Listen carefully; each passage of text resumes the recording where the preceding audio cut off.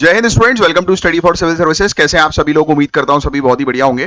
So guys, आज है 25 सितंबर 2025 और आज के करंट अफेयर्स को हम लोग डिटेल में कवर करने वाले हैं। आप में से जो भी स्टूडेंट्स यूपीपीसीएस, यूपीएससी, बीपीएससी या किसी भी स्टेट पीएससी की तैयारी कर रहे हैं तो लेक्चर को एंड तक जरूर देखिएगा, क्योंकि यहाँ पर वो सभी न्यूज हम लोग कवर करते हैं जो आपके एग्जामिनेशन के लिए काफी ज्यादा इंपॉर्टेंट होती हैं। और गाइज, ये है हमारे ज्ञान सर, और ज्ञान सर के स्पेशल पेड बैचेस को ज्वाइन करने के लिए इन दिए गए नंबर पर कांटेक्ट करिए। बैचेस से रिलेटेड इंफॉर्मेशन मैं आपको 2 मिनट में देता हूं, बट बिफोर दैट मैं फटाक से आपको बताता हूं कि आज के ये 5 टॉपिक्स हैं, इनमें क्या क्या है जिसको हम लोग डिटेल में कवर करने वाले हैं। तो बहुत ध्यान से सुनना। सबसे पहला जो टॉपिक है वो है किल्ला मंडी सैरकोफेगस डिस्कवरी का, जो तमिलनाडु के अंदर हम लोग को देखने को मिल रही है। राइट, अब देखो क्या हुआ क्या है कि तमिलनाडु के अंदर हमें एक टेराकोटा सैरकोफेगस जो है वो मिला है, जिसका रेडियो कार्बन डेटिंग 1692 बीसीई का है, लेट हड़प्पन पीरियड का। तो देखो, हड़प्पन सिविलाइजेशन, सिंधु घाटी सभ्यता से रिलेटेड जो है वो क्वेश्चन अक्सर एग्जामिनेशन में जो है वो पूछे जाते हैं। इंडस वैली सिविलाइजेशन के क्वेश्चन आते हैं ना सिंधु घाटी सभ्यता के, तो उसी से जुड़ा ये पर्टिकुलर एक टॉपिक है जिसको हम लोग डिस्कस करेंगे, क्योंकि 1692 बीसीई के टाइम पीरियड का एक बेसिकली लेट हड़प्पन पीरियड का बताया जा रहा है कि एक ऑब्जेक्ट टेराकोटा जो है वो मिला है, तो उसी के बारे में हम लोग समझेंगे। इस डिस्कवरी से burial practices, long distance trade, यानी कि साउथ इंडिया और गुजरात और महाराष्ट्र के बीच में ट्रेड जो है वो दर्शाया जा रहा है। राइट, तो ये चीज हम लोग को देखने को मिल रही है। तो ancient Indian history, archaeological point of view से ये टॉपिक बड़ा इंपॉर्टेंट है, जो कि आपसे प्रीलिम्स में डेफिनेटली पूछा जा सकता है। नेक्स्ट जो टॉपिक हम लोग को देखने को मिल रहा है, कुर्मी एसटी डिमांड। तो हुआ यह है कि वेस्ट बंगाल, झारखंड, ओडिशा के अंदर है कुर्मी कम्युनिटी। कौन सी कम्युनिटी है? कुर्मी कम्युनिटी। कहां पर? वेस्ट बंगाल, झारखंड, ओडिशा। इन्होंने दोबारा से जो है वो डिमांड रखना शुरू कर दी है। ये कह रहे हैं कि शेड्यूल ट्राइब का स्टेटस इनको मिले, प्लस कुरमाली लैंग्वेज को 8वें शेड्यूल में शामिल करो। अब यही है कि कुर्मी कम्युनिटी का इन्फ्लुएंस काफी ज्यादा है। अगर हम पॉलिटिकल एंगल से देखें तो बंगाल की जो असेंबली इलेक्शंस है उसमें 30 सीटों पर इनका इन्फ्लुएंस रहता है। पहले सेंसस 1931 में शेड्यूल ट्राइब के स्टेटस में थे ये, बाद में इनको हटा दिया गया था, इसलिए अब ये गुस्सा हो गए, ये डिमांड जो है वो कर रहे हैं कि इनको शेड्यूल ट्राइब का स्टेटस जो है वो दिया जाए। तो इस टॉपिक को हम लोग कवर करेंगे। नेक्स्ट जो टॉपिक हम लोग को देखने को मिल रहा है, तो ये आंध्र प्रदेश के अंदर जो है एक मॉडल है, व्हाट्सएप बेस्ड गवर्नेंस मॉडल, माना मित्र एक मॉडल है, व्हाट्सएप ये बेस्ड गवर्नेंस मॉडल, जैसे कि सरकार की सर्विसेज जो है वो आपको व्हाट्सएप के माध्यम से मिल सकेंगी। तो आंध्र प्रदेश का ये मॉडल है, ठीक है, माना मित्र। ये याद भी रखना, आगे चल के लिखवा भी दूंगा। तो डीएआरपीजी ने नेशनल बेस्ट प्रैक्टिसेस डिक्लेयर करी है इसको, व्हाट्सएप गवर्नेंस रेवोल्यूशन में आंध्र प्रदेश के माना मित्र को। 738 सर्विसेज, 36 डिपार्टमेंट्स इसमें शामिल हैं, certificates, hall tickets, grievance redressal, सब कुछ व्हाट्सएप पे हो रहा है आंध्र प्रदेश में। 28वां नेशनल ई गवर्नेंस कॉन्फ्रेंस 2025 में हुआ था, उसने इस मॉडल को ऑल इंडिया एक्सपेंड करने की बात की है, इसलिए ये टॉपिक हम लोग कवर करेंगे। माना मित्र मॉडल है आंध्र प्रदेश का, बड़ा इंपॉर्टेंट है, उसके बारे में हम बात करेंगे। फिर नेक्स्ट जो आर्टिकल हम लोग को सेमीकंडक्टर का, सुनने वाला ये आर्टिकल है, सेमीकंडक्टर के बारे में आप में से काफी सारे लोग जानते ही हैं। आज की डेट में बड़ा इंपॉर्टेंट ये हम लोग को देखने को मिल रहा है। ये वाली industry production linked incentive scheme के थ्रू जो है वो हम लोग इसके प्रोडक्शन को बढ़ा रहे हैं, क्योंकि इलेक्ट्रॉनिक्स इंडस्ट्री में सेमीकंडक्टर की मतलब इंपॉर्टेंस है, बिना इसके तो कुछ काम होगा ही नहीं। तो 76,000 करोड़ सेमीकॉन इंडिया मिशन, इसमें 10 फैब्स अप्रूव हुए हैं। साथ में सेमीकंडक्टर डिजाइन सेक्टर बूम कर रहा है। इंडिया में 20% ग्लोबल चिप डिजाइनर्स हम लोग को देखने को मिल रहा है। सरकार ने अनाउंस किया है कि सिर्फ फैब्रिकेशन नहीं बल्कि डिजाइन और इंटेलेक्चुअल प्रॉपर्टी क्रिएशन में भी इंडिया ग्लोबल हब बनना चाहिए, तो बड़ा इंपॉर्टेंट है। नेक्स्ट जो आर्टिकल है ये भी लॉजिस्टिक्स सुनने वाला आर्टिकल है। 4 और 5 वाले आर्टिकल सुनने वाले हैं, 1, 2, 3 वाले आर्टिकल नोट्स बनाने वाले। 5वां आर्टिकल, मिनिस्ट्री ऑफ कॉमर्स ने लीड्स 2025 इंडेक्स लॉन्च किया है, जो स्टेट्स और यूनियन टेरिटरीज के लॉजिस्टिक परफॉर्मेंस को बेंचमार्क करेगा। लॉजिस्टिक परफॉर्मेंस आप लोग जानते ही है ना, जो शिपिंग इंडस्ट्री जिसको हम लोग जो है वो बोलते हैं, शिपिंग का मतलब यहां पर एक सामान को एक जगह से दूसरी जगह पहुंचाना है ना, लॉजिस्टिक्स बोलते हैं ना हम लोग। तो मेक इन इंडिया के 10 साल सेलिब्रेशन के दौरान ये अनाउंस हुआ, बताया जा रहा है लीड्स 2025 इंडेक्स। ये सप्लाई चेन कॉम्पिटिटिवनेस और कॉस्ट रिडक्शन के लिए बहुत बड़ा माइलस्टोन है। तो ये पूरे टॉपिक्स में एक एक करके आपको पढ़ाऊंगा, और आपको बता दूं कि ज्ञान सर का स्पेशल पेड बैच आपके लिए अवेलेबल है UPPCS, BPSC, UKPSC, RO ARO, BEO, UPWSC exam की तैयारी कर रहे हो, इवन हरियाणा, राजस्थान, छत्तीसगढ़ पीएससी की तैयारी कर रहे हो, तो दिए गए नंबर पर तुरंत कांटेक्ट करो और कोर्सेज ज्वाइन करो। सिर्फ सिलेक्शन की तैयारी यहां पर करवाई जाती है और वो भी जीरो से लेकर सिलेक्शन तक की कंप्लीट तैयारी। हर साल हमारे सिलेबस जो है वो मतलब सिलेबस के अकॉर्डिंग कोर्सेज जो है वो अपडेट होते हैं, लेटेस्ट ट्रेंड के अकॉर्डिंग कोर्सेज अपडेट किए जाते हैं हर साल। तो आउटडेटेड चीजें आपको नहीं मिलती, बिल्कुल लेटेस्ट चीजें हर साल एग्जाम के अकॉर्डिंग जो है वो आपकी तैयारी करवाई जाती है। तो तुरंत दिए गए नंबर पर कांटेक्ट करो, कोर्स को ज्वाइन करो और मुझे कमेंट बॉक्स पे जरूर बताना कि आपने कोर्स जो है वो ज्वाइन कर लिया है। तो चलिए अब स्टार्ट करेंगे हम लोग अपने टॉपिक को। गाइस देखो, हिस्ट्री है और आर्कियोलॉजी है, ये दो सब्जेक्ट ऐसे हैं जो कि मतलब जिससे रिलेटेड जो क्वेश्चंस होते हैं ना आपके एग्जाम में, वो करंट अफेयर से ही आते हैं। अक्सर लोग ज्यादातर जो है वो फोकस करते रहते हैं सिर्फ कई बार हिस्ट्री और आर्कियोलॉजी की किताबों के ऊपर, बट वो करंट अफेयर्स को भूल जाते हैं। बट एक्चुअल रियलिटी यही है कि आज की डेट में आपके जनरल स्टडीज के जितने भी क्वेश्चंस होते हैं ना, वो करंट अफेयर्स को ध्यान में रखते हुए जो है वो बनते हैं। और स्पेशली जब बात होती है एंशिएंट इंडियन हिस्ट्री की और आर्कियोलॉजी की, तब उस समय तो ये मान के चलो कि करंट अफेयर्स में जो चीज आ रहा है वो आपके लिए बहुत ही ज्यादा इंपॉर्टेंट है। मैं तो बोलता हूँ 95% से ज्यादा चांसेस होते हैं कि करंट अफेयर्स में जो चीज है, 95 ही छोड़ो, 99% भैया, कि करंट अफेयर्स में जो ये हिस्ट्री आर्कियोलॉजिकल पॉइंट की जो चीजें आ रही है ना, वही आपको एग्जामिनेशन में देखने को मिलेंगी। तो ये टॉपिक आपके लिए बड़ा ही इंपॉर्टेंट है, इसलिए बहुत ध्यान से सुनना। रीसेंट डिस्कवरी तमिलनाडु के तिरुवन्नमलाई डिस्ट्रिक्ट के किलना मंडी गांव में हुई। तो किलना मंडी जो है वो कहां का है, आपको तमिलनाडु ध्यान में रखना है। वैसे इतनी डिस्ट्रिक्ट वगैरह पूछते नहीं है। तो किलना मंडी बेसिकली कौन से क्षेत्र की है, तमिलनाडु की है। ठीक है, किलना मंडी, ये फैक्ट लिख लो। ये गांव है, यहां पर एक टेराकोटा सैक्रोफेगस जो रेडियो कार्बन डेटिंग से 1692 बीसीई यानी लेट हड़प्पन पीरियड का निकला। ये एक मेजर आप कह सकते हैं कि स्टडी है जो साउथ इंडिया की एंशिएंट सोसाइटी और ट्रेड लिंक्स को पर लाइट डाल रही है। मतलब इसमें एक रिलेशन देखने को मिलेगा कि गुजरात और महाराष्ट्र के लोग जो थे, राइट, मतलब एंशिएंट इंडियन हिस्ट्री के समय पर वो साउथ इंडियन लोगों के साथ जो है वो व्यापार करते थे, ट्रेड करते थे, क्योंकि ये रिलेशन हम लोग को जो है वो समझ में आ रहा है इन ऑब्जेक्ट्स को जो है वो देखकर। तो आपको एग्जाम के पॉइंट ऑफ व्यू से सिर्फ किलना मंडी ध्यान में रखना है कि कहां की है, तमिलनाडु की। इसका टाइम पीरियड थोड़ा सा ध्यान में रख लो। यहां पर जो है वो क्या जो है वो निकला है, एक टेराकोटा सैक्रोफेगस जो है वो निकला है, राइट। तो ये चीज जो है वो लिख लीजिएगा आप। ठीक है, मिट्टी से बना हुआ जो सामान जो होता है ना, तो वो निकला है सैर्कोफेगस। तो उसकी जो है वो हम लोग को रेडियो कार्बन डेटिंग इतनी देखने को मिल रही है 1692, और पता ये लग रहा है कि ये लेट हड़प्पन पीरियड की है, ये भी लिख लेना, लेट हड़प्पन पीरियड की है। बस इतनी चीज जो जितनी मैंने आपको बताई है, बस ये चीज आपके एग्जामिनेशन में आएगी। और ये फैक्ट तो आपको पता ही लग गया कि इसको पढ़कर स्टडी करके क्लियर हो रहा है कि गुजरात और महाराष्ट्र के साथ साउथ इंडिया के रिलेशंस हैं। बस दैट्स इट, समझ में आई। अब सुनो कुछ फैक्ट्स थोड़ा सा ध्यान से हम लोग समझने की कोशिश करते हैं। टेराकोटा मतलब आप समझ रहे हो ना कि मिट्टी जो होती है उसको थोड़ा गर्म किया जाता है ना, फिर उसके बाद उसको कड़क बनाया जाता है। जैसे मिट्टी के बर्तन वगैरह जो होते हैं ना, बेक्ड क्ले जिसको हम लोग बोलते हैं, अंदर बर्न रिमेन्स होते हैं, है ना, पॉटरी होती है, आयरन टूल्स भी बनते हैं इसके, है ना, इसके साथ कई बार अटैच भी कर दिए जाते हैं। तो ये सब दिखाता है कि बरियल प्रैक्टिसेस रिचुअलाइज्ड और ऑर्गेनाइज्ड भी थी, राइट। तो ये चीज भी हम लोग को वहां पर देखने को मिलती है।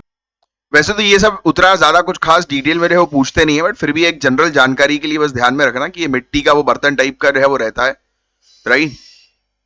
और उसके थोड़े कुछ टुकड़े जो है वो जले हुए हम लोग को देखने को मिल रहे हैं।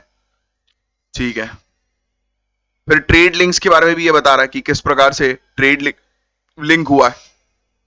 कार्निलियन बीड्स जो होती हैं, जो कुछ आपने देखा होगा कई बार कुछ बर्तनों में कुछ कांच की चीजें गड़ी हुई रहती है ना, तो उसी टाइप का कुछ अट्रैक्टिव बनाने के लिए बर्तन को ये कार्निलियन बीड्स जो है वो गुजरात और महाराष्ट्र से लाए गए। मतलब लेट हड़प्पन पीरियड्स में long distance trade network exist करता था। ये बेसिकली इसको देखकर हम लोग को नजर आ रहा है। ठीक है, फिर इसके अलावा ये कम्युनिटी की बात करें तो पॉटरी पर ग्राफ्टी मार्क्स, कुछ मार्क्स भी बने हुए हैं। जैसे कि हम लोग को देखने को मिल रहा है कि यू शेप के सर्कल्स हैं, है ना, और वर्टिकल स्ट्रोक्स हैं। 90% ये चीजें देखकर लग रही है कि इंडस वैली सिविलाइजेशन की है ना। तो ये चीजें हैं। तो कल्चरल लिंक भी जो है वो समझ में आ रहा है कि वहां के लोग जो है वो यहां से कनेक्टेड हुआ करते थे। बस ये चीज जितनी बताई है उस उतनी ध्यान में रखिए। अर्ली तमिल सोसाइटी का सोशल स्ट्रेटिफिकेशन, मतलब जैसे सोसाइटी अलग अलग वर्ग में जो है वो डिवाइडेड थी, रिचुअल्स हुआ करते थे राइट अर्ली पीरियड में सोसाइटीज में, तो ये सब चीजें दर्शाता है ये। इनकी बरियल प्रैक्टिसेस भी थी, बरियल प्रैक्टिसेस समझते हो ना, अंत्येष्टि प्रथाएं, जो जिसकी किसी की डेथ हो जाती है तो उसके बाद जो पूरी रिचुअल्स वगैरह चलते हैं, तो उसको भी ये दर्शा रहा है ना। तो ये चीजें हम लोग को देखने को मिल रही हैं। और क्या है इसके अंदर? इसके अंदर ग्रेव गुड्स भी हैं, जैसे बोलते हैं ना कि लाइफ आफ्टर डेथ वाला फेनोमेना, कि किसी को गड़ाया गया तो उस समय उसकी जो उसके जो सामान थे वो भी उसके साथ जो है वो दफना दिए गए, गड़ा दिए गए, है ना। तो ये चीज हम लोग को देखने को मिल रही है। तो ये सब चीजें ही बताई, रिफ्लेक्ट हुई हैं जब सामान निकला तो उसमें। कॉम्प्लेक्स सोसाइटी थी। अब देखो ये मैंने आपको जो बता रहा था कि अलग सोसाइटी में अलग अलग प्रकार के लोग रह रहे हैं, अलग अलग चीजें पर काम कर रहे हैं, है ना। तो कम्युनिटी जो थी उनके पास स्पेशलाइजेशन था अलग अलग चीजों पे काम करने का। तो ये चीज तो आप पहले भी रहे हो, समझ चुके हो। ये ग्राफ्टी को हम ये पहले भी पढ़ चुके हैं, सेम चीज तो है, इन्हें फिर से रिपीट कर दी ग्राफ्टी वाली, कि कुछ मार्क्स हम लोग को जो है वो देखने को मिल रहे हैं, तो पता लग रहा है कि शायद कुछ रिलीजियस हो सकता है। देखो 100% कंफर्मेशन एंशियंट इंडियन हिस्ट्री वाली चीजों में हमें नहीं पता लगता, सिर्फ अंदाजा बस हम लोग जो है वो लगाते रहते हैं, क्योंकि हम तो शामिल थे नहीं उस समय, और कोई ऐसे पुख्ता एविडेंसेस रिकॉर्ड्स भी नहीं थे, जितने हैं तो उससे सिर्फ अंदाजा लगाया जाता है, सपोज टू बी, ऐसा ऐसा बोला जाता है ना। तो एएमएस डेटिंग प्रूव करती है कि तमिलिकम की कल्चर और ट्रेड ज्यादा पुरानी है, जो पहले माना जाता था उससे भी कई ज्यादा पुराना, है ना। तो ये रिसर्च के लिए काफी फायदेमंद हो सकता है कि सोचो कितना पुराना तमिल क्षेत्र में जो कल्चर्स हुआ करते हैं, जो इंडस वैली सिविलाइजेशन के साथ लिंक्ड है ना। अभी तक जो बात की जा रही थी वो तो जैसे साउथ इंडियन कल्चर्स की जो है वो बात करें, तो हम लोग जो है वो साउथ इंडिया की जब भी जो है वो बात करते थे तो हमारे दिमाग में जो है वो संगम लिटरेचर, है ना, ये सब चीजें जो है वो आती थी, संगम एज आती थी, है ना। तो अब ये और भी पुराने पुराने रिकॉर्ड्स जो है वो मिलते जा रहे हैं, हड़प्पन सिविलाइजेशन के रिकॉर्ड्स जो है वो देखने को अब मिल रहे हैं, है ना। तो ये सब चीजें जो होती हैं, जैसे जैसे टेक्नोलॉजी एडवांस हो रही है वैसे वैसे और नॉलेज हम लोग को जो है वो मिलता जा रहा है, उस चीज को जो है ये आर्टिकल रिफ्लेक्ट कर रहा था मेनली। बट बाकी एग्जाम के परस्पेक्टिव से सिर्फ ये वाला पॉइंट जो मैंने आपको बताया बस वो ध्यान में रखेंगे आप, दैट्स इट। चलिए अब नेक्स्ट टॉपिक की तरफ हम लोग जो है वो आगे बढ़ रहे हैं। अब देखो ये आपको समझना जरूरी है सिविल सर्विसेज के पॉइंट ऑफ व्यू से, कास्ट, ट्राइब और लैंग्वेज की डिमांड्स इंडिया की पॉलिटी और सोसाइटी को कैसे शेप करती है, राइट। तो ये आपको समझना जरूरी, लोग डिमांड कर रहे हैं कि भाई हमें भी जो है वो एक पर्टिकुलर कैटेगरी का दर्जा जो है वो प्रोवाइड किया जाए, तो ये आपको समझना जरूरी, क्योंकि जब लोग, क्योंकि अल्टीमेटली हमारा कॉन्स्टिट्यूशन क्या कहता है कि अल्टीमेट पावर किसके हाथ में, लोगों के हाथ में, पीपल, पब्लिक के हाथ में, और लोग खुश होंगे तभी हमारा देश जो है वो सही तरीके से चलेगा। अब लोग कुछ पर्टिकुलर डिमांड जो है वो कर रहे हैं तो उनकी डिमांड सुनना जरूरी है, उस पर कुछ कदम उठाना जरूरी है, जायज जो हो, है ना। तो यही चीज है। तो कुर्मी कम्युनिटी, पहला पॉइंट तो आप ये लिख दीजिएगा, कुर्मी कम्युनिटी। डायरेक्ट क्वेश्चन बनेगा एक कम्युनिटी कहां की है, तो वेस्ट बंगाल, झारखंड, ओडिशा, ठीक है, यहां पर पाई जाती है, यानी कि कम्युनिटी यहां पर रहती है। इन्होंने फिर से जो है वो आप कह सकते हैं गुस्सा करना शुरू कर दिया, आंदोलन करना शुरू कर दिया। डिमांड है इनकी कि शेड्यूल ट्राइब स्टेटस मिले इनको, और कुरमाली लैंग्वेज को 8वें शेड्यूल के अंदर शामिल किया जाए हमारे इंडियन कॉन्स्टिट्यूशन के। तो इनकी डिमांड लिख लो आप कि कुरमाली इनकी लैंग्वेज है, उसको 8वें शेड्यूल में शामिल करो और इनको शेड्यूल ट्राइब का स्टेटस जो है वो दो। तो ये करंट का एक इवेंट हम लोग को देखने को मिल रहा है। तो इन्होंने प्रोटेस्ट वगैरह किए, रोड्स वगैरह, रेल वगैरह जो है वो ब्लॉक कर दिए, है ना। तो ये सब चीजें देखने को मिली। तो ये सब लिखने की जरूरत नहीं, एक बेसिक फैक्ट आपको कुर्मी कम्युनिटी से रिलेटेड पता होना चाहिए। तो अगर इनके इतिहास की बात करें तो ये ज्यादातर एग्रीकल्चर फील्ड से बिलोंग करते हैं, खेती किसानी करते हैं। अभी ज्यादातर स्टेट्स में ओबीसी लिस्ट में है ये, राइट, अदर बैकवर्ड क्लास की कैटेगरी में इनको इनको मिल गई है जो दूसरे स्टेट्स में रह रहे हैं। 1931 सेंसस में इन्हें एसटी कैटेगरी में जो है वो रखा गया था, ये फैक्ट आप लिख लेंगे, है ना। फिर बिना कोई नोटिफिकेशन के इनको जो है वो हटा दिया गया बाद में 1950 के बाद। तो इसी चीज को लेकर इनके ऊपर गुस्सा जो है वो आ गया है। कुर्मीज जो है वो सरना धर्म जो है वो फॉलो करते हैं, तो ये फैक्ट भी आप थोड़ा सा ध्यान में रखेंगे। कुर्मी जो है वो कौन सा धर्म जो है वो फॉलो करते हैं, सरना, सरना रिलीजन। तो ये फैक्ट आप लिखिएगा, ठीक है। नॉर्थ इंडिया के क्षत्रिय कुर्मीज के साथ अपने रिलेशंस को ये रिजेक्ट कर देते हैं और अपनी ट्राइबल कंटिन्यूटी दिखाना जो है वो चाहते हैं। एंटी कॉलोनियल मूवमेंट्स में भी इन्वॉल्व थे, चुआर रेबिलियन। अब देखो ये जो रेबिलियंस के नाम है ना, आज आप आधा घंटा निकाल के इन पूरे रेबिलियंस के बारे में एक बार पढ़ेंगे। अच्छा सर कहां से पढ़ें? तो भैया आपको पढ़ना है, सिंपली कुछ नहीं करना है, जैसे कि आपने लिखा चुआर रेबिलियन, है ना, आपने जो है वो लिखा चुआर विद्रोह, ठीक है। ये चीज जो है वो इसके आगे आप लिख देना यूपीएससी। बस आपके सामने गूगल पर जो भी 2 3 4 जो वो आएंगी वेबसाइट्स, उन पे क्लिक कर लेना और उसमें जो कंटेंट होगा उसको अच्छे से रीड कर लेना बस। बाकी हमारे जो सिविल सर्विसेज के अंदर यानी कि जो हमारे कोर्सेज हैं उसके अंदर जो नोट्स हैं, तो वहां पर ये जानकारी दी गई होगी, या फिर आपको जो मेंटर मिलते हैं उनसे भी आप जो है वो नोट्स मांग सकते हो, राइट, क्योंकि वो आपकी सेवा के लिए तत्पर हैं। और हमारा ऑब्जेक्टिव यही रहता है कि हमारे जितने भी स्टूडेंट्स हैं जो हमारे साथ जुड़ते हैं, हम उनको बिल्कुल प्रॉपर तरीके से जो है वो गाइड करते हैं, उनकी पूरी परेशानी जो है वो प्रॉपर रिजॉल्व की जाती है। तो इसीलिए स्टडी फॉर सिविल सर्विसेज के कोर्सेज को ज्वाइन करो, इन दिए गए नंबर पर कांटेक्ट करके आज ही। अब सुनो, तो ये आपका टास्क हो गया है ना।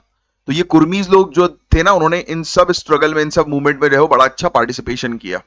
क्विट इंडिया मूवमेंट में, संथाल हुल में, रघुनाथ महातो, गोपाल महातो, इनको कॉन्ट्रीब्यूशंस के लिए जो है वो जाना जाता है, ठीक है। तो आज की रेट का मुद्दा यही है भाई, 2022-23 में रोड और रेलवेज ब्लॉकेड हुए। 2024 में स्टेट लीडरशिप ने कुर्मी रिप्रेजेंटेटिव से मीटिंग करके रिव्यू का प्रॉमिस किया था, यानी कि हमारी सरकार का एक रिप्रेजेंटेटिव गए, उन्होंने बोला कुर्मी से कि नहीं भाई हम प्रॉमिस करते हैं कि आपको जो है वो मतलब वो दिलवाएंगे, क्या बोलते हैं, राहत जो है वो दिलवाएंगे। अब गुस्सा बढ़ गया है, स्ट्रेटेजिकली बंगाल असेंबली इलेक्शंस के टाइम पर ये गुस्सा हो रहा है, तो पॉलिटिकल बार्गेनिंग टूल ये बन गया है। कुर्मी का इन्फ्लुएंस 30 सीटों पर है, जैसा मैंने भी आपको बताया था असेंबली की।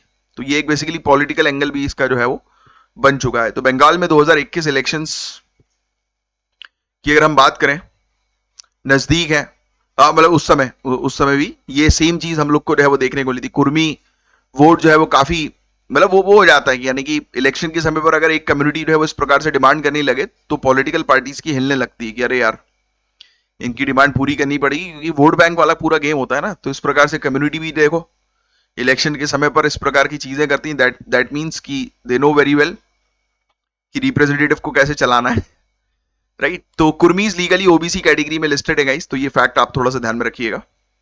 आज की डेट में ये ओबीसी कैटेगरी के अंदर लिस्टेड है, पहले ये थे एसटी कैटेगरी में, बट इनको 1950s के बाद से इससे हटा दिया गया। और अब आज की डेट में इनकी बस डिमांड दो ही है, एक की इनको एसटी स्टेटस मिल जाए, दूसरी इनकी लैंग्वेज को 8वें शेड्यूल में शामिल कर दिया जाए, कुरमाली लैंग्वेज को, जो मैं आपको ऑलरेडी लिखवा ही चुका हूं। बस इतना आपको ध्यान में रखना है इस टॉपिक के अंदर, दैट्स इट। तो एक कॉम्प्रिहेंसिव स्टडी करना जरूरी है भाई, इनके सोशियो इकोनॉमिक स्टडी कि इनकी सामाजिक आर्थिक स्थिति कैसी है, क्योंकि उसी आधार पर फिर एसटी स्टेटस इनको जो है वो दिया जाए। एग्जिस्टिंग, आप देखो एक पर्टिकुलर कम्युनिटी को आप एसटी स्टेटस दे दोगे तो दूसरी कम्युनिटी भी फिर डिमांड करने लगेंगी बार बार, तो दिक्कतें क्रिएट हो सकती हैं। तो ये सब जो स्टेटस जो होते हैं, जो कैटेगरीज जो होती हैं, जो दी जाती हैं, वो बेसिकली प्रॉपर स्टैंडर्ड्स के अकॉर्डिंग जो है वो दी जाती हैं, है ना। तो वो फॉलो करना बहुत जरूरी है और ये इंश्योर किया जाए कि वो प्रॉपर स्टैंडर्ड्स फॉलोड रहे और बिल्कुल ट्रांसपेरेंसी मेंटेन रहे, क्योंकि नहीं रहेगी ना तो दूसरी कम्युनिटी भी जो है वो इस प्रकार से आंदोलन करने लगेगी और देश के अंदर लॉ एंड ऑर्डर डिस्टर्ब हो सकता है। और फिर डेवलपमेंटल एक्टिविटीज को छोड़कर इन्हीं सब एक्टिविटीज में जो है वो मेनली स्टेट लेजिस्लेचर या पार्लियामेंट का समय जाएगा। This is the main issue, right. Next, DARPG, very important, department of administrative reform and public grievances, very important topic, very very important. DARPG तो आपसे पूछेंगे, एडमिनिस्ट्रेशन की आप तैयारी कर रहे हो। तो आंध्र प्रदेश ने एक यूनिक मॉडल इंट्रोड्यूस किया, मान मित्र, माना मित्र बोलेंगे, मान मित्र बोलेंगे, लिख लो मना मित्र, लिख लेना भैया। ये क्वेश्चन आ सकता है कि मान मित्र या मना मित्र जो भी है, माना मित्र। तो ये मॉडल जो है वो किसका है, तो आंध्र प्रदेश आप थोड़ा सा ध्यान में रखेंगे, ठीक है, Andhra Pradesh, very very important. तो ये आंध्र प्रदेश का मॉडल है, लिख लीजिए, आंध्र प्रदेश का मॉडल है, ब्रैकेट में लिख लेना WhatsApp based citizen service platform, WhatsApp based citizen service platform लिखेंगे, WhatsApp based citizen service platform. इससे आपको समझ में आ गया क्या समझ में आया कि भाई आंध्र प्रदेश का एक बेसिकली हमारा प्लेटफॉर्म है मान मित्र, जो कि व्हाट्सएप सर्विसेज प्रोवाइड कराता है। लोग बाग जो है वो इस व्हाट्सएप पर कांटेक्ट करके जो है वो वेरियस सर्विसेज जो है वो हासिल कर सकते हैं, जैसे किसी को सर्टिफिकेट निकलवाना हो, किसी को कुछ भी, अलग अलग प्रकार की सर्विसेज, है ना, शिकायत करनी है, तो सब एक ही जगह। तो ये आंध्र प्रदेश का एक बहुत ही बेहतरीन गुड गवर्नेंस का मॉडल आप कह सकते हो, गुड गवर्नेंस का मॉडल है ये आंध्र प्रदेश का। अब इस मॉडल को हम लोग मान मित्र मॉडल को क्यों पढ़ेंगे, क्योंकि डीएआरपीजी ने नेशनल बेस्ट प्रैक्टिसेस इसको डिक्लेयर की और कहा है कि ये वाला मॉडल पूरे इंडिया में जो है वो लागू होना चाहिए। लिख लेना, डीएआरपीजी ने जो है वो इस पर्टिकुलर मॉडल को मान मित्र को जो है वो बेस्ट प्रैक्टिसेस जो है वो अनाउंस कर दिया, ये नेशनल बेस्ट प्रैक्टिसेस है, और कहा है कि इसको पूरे इंडिया में जो है वो फैलाओ, लागू करो। बहुत बहुत इंपॉर्टेंट, 100% एग्जाम में इससे रिलेटेड क्वेश्चन आएगा, एडमिनिस्ट्रेशन का क्वेश्चन है, और भाई डीएआरपीजी से एसोसिएटेड तो आना ही है। 2025 जनवरी में इसको जो है वो लॉन्च किया गया था। इसके बारे में अगर हम बात करें, ये इंडिया का पहला व्हाट्सएप बेस्ड गवर्नेंस प्लेटफॉर्म है, इंडिया का पहला WhatsApp based governance platform. 36 departments हैं, 738 सर्विसेज इसमें अवेलेबल है। Income certificate, caste certificate, hall tickets, ये सब लिखी हुई है ना, तो वो पूरी चीज ये देता है। ये नंबर है, इस नंबर व्हाट्सएप पर आप इस नंबर पर जो है वो कांटेक्ट करेंगे तो आपको वेरियस सर्विसेज की जानकारी मिलना शुरू हो जाएगी। हाई लिखकर मैसेज भेजेंगे तो चैटबॉट मेन्यू जो है वो सामने आ जाएगी, ठीक है। और QR coded documents, future upgrade with blockchain integration, ये सब चीजें भी इसमें शामिल है कि ट्रांसपेरेंसी मेंटेन रहे, प्रिवेसी मेंटेन रहे। मेटा के साथ जो है वो बैकएंड इंफ्रास्ट्रक्चर और सिक्योरिटी स्टैंडर्ड भी इसमें हम लोग को देखने को रहा है, इससे मेटा के साथ भी पार्टनरशिप कर रखी है, ठीक है। ये फैक्ट भी आपको थोड़ा सा ध्यान में रखना जरूरी है। व्हाट्सएप है तो मेटा ही है ना भाई, एज सिंपल एज दैट। इसलिए तो अब लोग बोलते हैं अरे मेटा के साथ कैसे, किसके साथ पार्टनरशिप, गूगल के साथ हुई क्या? अरे भाई व्हाट्सएप पे चल रहा है प्लेटफॉर्म, तो मेटा के साथ ही तो होगी, मेटा का ही तो है व्हाट्सएप, याद रखने वाली चीज थोड़ा है। बस ऑब्जेक्टिव यही है, मिनिमम गवर्नमेंट मैक्सिमम गवर्नेंस, ये पॉइंट हमेशा याद रखना। मिनिमम गवर्नमेंट, यहां पे लिखा भी होगा, ये देखो, मिनिमम गवर्नमेंट मैक्सिमम गवर्नेंस। अधिकतम न्यूनतम सरकार, अधिकतम शासन, वेरी इंपॉर्टेंट। फिजिकल ऑफिसेस पे अब सिटीजन्स को जाने की जरूरत नहीं है, लोग बाग जो है वो एक व्हाट्सएप के जरिए जो है वो अपनी वेरियस सर्विसेज ले सकते हैं। ट्रांसपेरेंसी बढ़ाई गई है, क्यूआर कोड जो है वो लिंक किए गए गवर्नमेंट वेबसाइट्स के साथ, जिससे कि किसी प्रकार के जो फेक डॉक्यूमेंट जो है वो ना प्रोवाइड हो, या फेक डॉक्यूमेंट्स को कंट्रोल किया जाए। मोबाइल फर्स्ट अप्रोच जो है वो इंश्योर करता है रूरल सिटीजन्स भी सर्विसेज एक्सेस जो है वो कर सकेंगे, ये भी बहुत बेहतरीन चीज है। बढ़िया, चैलेंजेस ये भी हैं कि व्हाट्सएप मैसेजेस में चैट बॉट पर जो आम आदमी है, यानी कि जो ज्यादा पढ़े लिखे नहीं है, डिजिटली जो उतने लिटरेट नहीं है, तो व्हाट्सएप पर चैट बॉट पर वो सही रिप्लाई नहीं कर पाएंगे, चैट बॉट से सही सर्विसेज अवेल नहीं कर पाएंगे, क्योंकि जनरली लोगों को क्या अच्छा लगता है कि उनके पास एक ह्यूमन उनसे बातचीत कर ले, है ना, तो वो ज्यादा उनको ज्यादा कंफर्ट लगता है। अरे एग्जाम्पल के तौर पर, जैसे गांव में रहने वाले कोई व्यक्ति हैं जिनके पास एक एक नॉर्मल सा अभी अभी नया नया उनको फोन दिलवाया है, स्मार्टफोन, और जिसमें व्हाट्सएप है। सोचो आप, अब ये व्यक्ति जो है, ये व्यक्ति क्या व्हाट्सएप के चैट बॉक्स बॉट पे इजीली जो है वो सर्विसेज अवेल कर सकते हैं? नहीं, इनको सिखानी पड़ेगी। सिखाने के बाद भी इनको अपनी सर्विसेज खुद से अवेल करने में बहुत प्रॉब्लम जाएगी। उसकी जगह एक आप सोल्यूशन दे सकते हो कि हम अभी इनिशियल पीरियड में कॉल सेंटर्स जरूर एक्टिवेटेड रहें, कि लोग फोन करें और फोन करके उनको वो सर्विस मिल जाए। भाई कॉल सेंटर्स, कोई भाई बड़ी बड़ी कंपनीज कॉल सेंटर चलाती हैं आज की डेट में। भाई आपको अगर किसी भी प्रकार की प्रॉब्लम हुई, किसी भी कंपनी से आपने कोई सामान लिया, आप उसके कॉल सेंटर पे कॉल करते हो, वहां पे आपको सर्विस देते हैं ना वो लोग, तो यहां पर देने में क्या दिक्कत है? तो मेरा मानना यह है कि आप इसको कॉल सेंटर्स के साथ ह्यूमन वाले, मतलब जहां पर ह्यूमन टच हो, जहां पर एक व्यक्ति आपको समझा, हाँ भाई साहब बताइए आपकी परेशानी क्या है, क्या चाहिए आपको, ठीक है ये चीज चाहिए, चलिए बताइए आपका रजिस्टर्ड नंबर इस पे व्हाट्सएप है, जी हाँ है, चलिए हम इस पे आपको जो है वो भेज दे रहे हैं, ये डाउनलोड कर लीजिए। ये ऐसा होना चाहिए काम, कितना अच्छा रहेगा वो, बोलो सुनने में कितना अच्छा लग रहा है भाई। जिसको, हाँ सॉफ्टवेयर जरूरी है आने वाले समय में ऑटोमेशन के लिए, but for the time being कि जो नहीं कर पा रहा है उसको तो एटलीस्ट ये ऑप्शन दो। यही तो सॉल्यूशंस आप लोग बताएंगे। चलिए अब नेक्स्ट सुनने वाला टॉपिक है सेमीकंडक्टर। आज के टाइम का इसको कहा जाता है, हिचकी आ रही है यार बहुत, ऑयल ऑफ डिजिटल इकोनॉमी। लिख लो, oil of digital economy.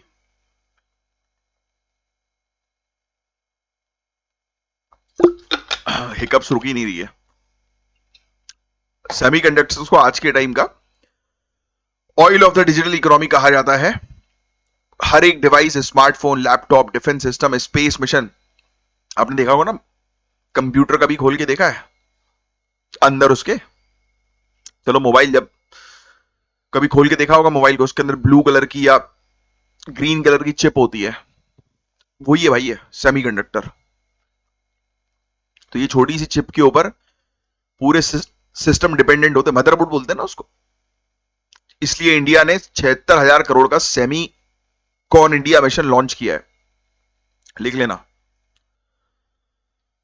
Recently सरकार ने 6 स्टेट्स और 10 सेमीकंडक्टर फैब्रिकेशन और असेंबली प्रोजेक्ट्स अप्रूव किए हैं। साथ ही एक इंपॉर्टेंट ट्रेंड है, इंडिया का chip design sector world level पर बूम कर रहा है, और इसी वजह से ये टॉपिक करंट अफेयर्स पे है। अब इंडिया में 1.25 लाख प्रोफेशनल्स, लगभग 20% पूरे दुनिया भर की चिप डिजाइनर्स के इंडिया में है। 3,000 चिप्स डिजाइन होते हैं हमारी कंट्री में हर साल।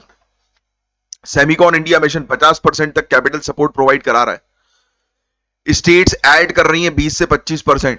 गुजरात में 22,500 करोड़ की एक बड़ी फैब फैसिलिटी सेटअप हो रही है, जहां पर ये चिप्स बनती हैं। चिप्स टू स्टार्टअप प्रोग्राम भी है, 85,000 इंजीनियर्स को ट्रेनिंग दी जा रही है। इनको फ्री में एक्सेस प्रोवाइड किया जा रहा है, ग्लोबल ईडीए टूल्स का एक्सेस, जिससे कि जैसे होता है ना कि आप चिप्स बनाने की जो फैसिलिटी होती है, ये सेमीकंडक्टर चिप बनाने की फैसिलिटी पूरी वहां पर अवेलेबल। अच्छा इंफ्रास्ट्रक्चर प्रोवाइड किया जा रहा है। 2030 तक इंडिया का सेमीकंडक्टर डिमांड $110 बिलियन तक पहुंचने का एस्टीमेट है। तो ये वाला चाहो तो ये एस्टीमेशन जो है वो लिख सकते हो। ठीक है, ग्रोथ हो रही है। चाइना +1 स्ट्रेटेजी पर आज की डेट में कंट्रीज फोकस कर रही हैं। पहले भी पढ़ा चुका हूं चाइना +1 स्ट्रेटेजी। आज की डेट में कंट्रीज जो है वो चाइना को छोड़कर दूसरे डेस्टिनेशन देख रही है, और इंडिया जो है उसको अपॉर्चुनिटी मिल सकती है। बट उसके लिए हमारे पास बढ़िया इंफ्रास्ट्रक्चर होना चाहिए, स्किल्ड लोग होने चाहिए। India second largest smartphone producer है, और हमें लार्जेस्ट बनना है, और तेजी से ग्रो कर रहा है इलेक्ट्रॉनिक सेक्टर। हमारे पास स्कीम काफी अच्छी है, production linked incentive, design linked incentive, specs scheme है ना।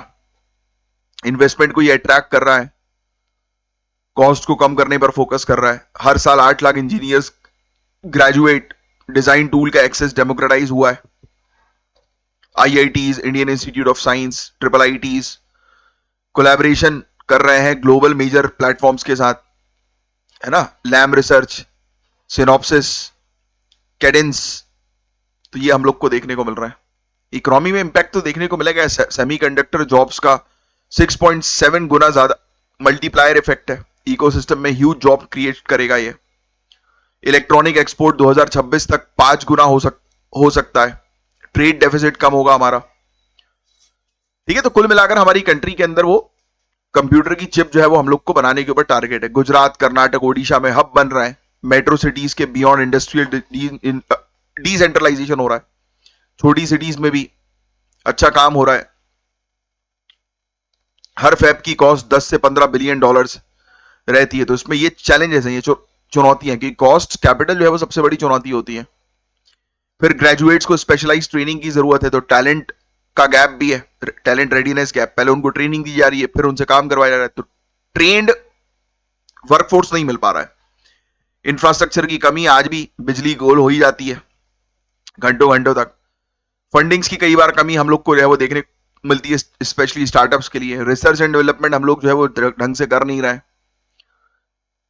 इंडिया में कंपनीज सिर्फ 0.4% रिसर्च में इन्वेस्ट कर रही हैं। यूएस, साउथ कोरिया में तो बहुत ज्यादा है इन्वेस्टमेंट इस एरिया में। इवन बेसिक इलेक्ट्रॉनिक कंपोनेंट हमारी कंट्री में इंपोर्ट हो रहा है। तो हमें बेसिकली, जैसे कि हमने डिफेंस सेक्टर में किया था ना, आपको याद हो कि हमने एक एसेंशियल लिस्ट जो है वो बनवाई थी, तैयार करी थी, कि भाई ये इंडिया के अंदर ही इसका प्रोडक्शन होगा, वैसे ही कुछ हम लोग को वो करना पड़ेगा कि इंडिया में ही सिर्फ हम इसका प्रोडक्शन करें स्ट्रिक्टली। ठीक है, रिसर्च एंड डेवलपमेंट पर स्पेंडिंग हमें बढ़ानी पड़ेगी। देखो ये वाले पॉइंट्स लिख लो आप, ये 1 2 3 4 5 6 पॉइंट्स जो दे रहे हैं ना, ये आपके मेंस में बहुत हेल्प करेंगे आपको।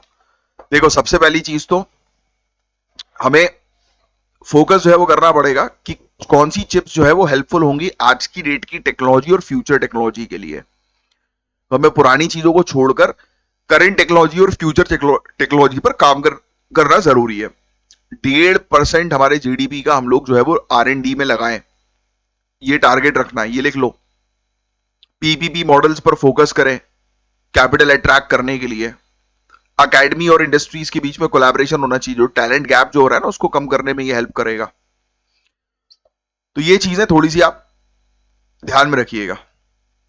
अब नेक्स्ट टॉपिक एक और, इंडिया की इकोनॉमी के लिए लॉजिस्टिक्स एक बैकबोन है गाइस, क्योंकि इतनी बड़ी हमारी कंट्री है, अगर लोगों तक प्रॉपर टाइम पर सामान जो है वो नहीं पहुंचेगा तो ऑब्वियस ही बात है कि लोग जो है उनको वेरियस दिक्कतों का सामना जो है वो करना पड़ सकता है।